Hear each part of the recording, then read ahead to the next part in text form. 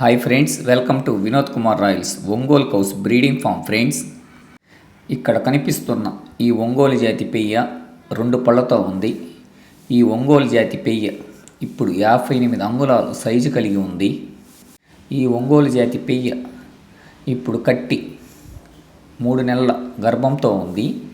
ఈ ఒంగోలు జాతి పెయ్య మంచి సాపు, మంచి ఎత్తు, మంచి పుటక, 4 కాళ్ళు నలుపులు, చెవులు నలుపులు, తోక నలుపు, మడిసార్ నలుపు అంటే నల్లమడి కలిగి ఉంది.